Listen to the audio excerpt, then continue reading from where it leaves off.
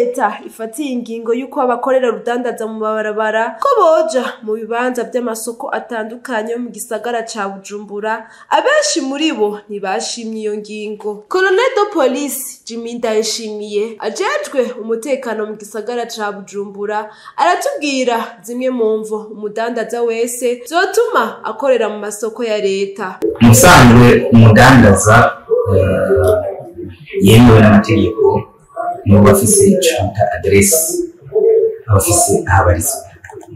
Umudandaza adandaza mu barabara numva ko atagira adresse n'ingo zibiri. Umudandaza adandaza mu barabara mu gihe umwe n'igihugu yamushobora akagira ikibazo ntafise ahazomusanga bagaruke bavugana ikibazo yagize bivanye n'ibyo yamushoreye. Niwe ikigira kabiri, abadandaza badandaza mu barabara ari ikori rya leta. Nico gituma uburongozi bw'isagara ca Bujumbura bwafashe ingingo yuko abantu bose bitwa abadandaza bategetswe kudandarizwa mu bibanza bizwi n'amategeko mu masoko.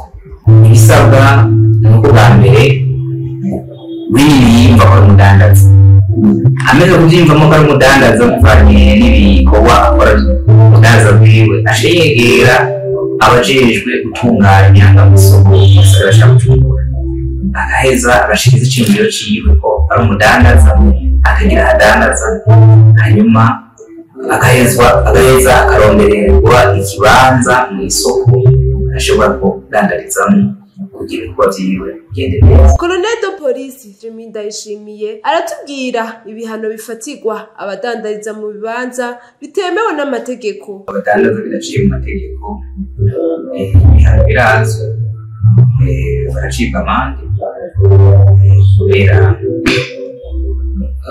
baba bariko baravyiba. Ivyo biruko mu gihe n'ubu hacibonekeza abakidandariza mu mabarabara yo mu gisagara ca Bujumbura.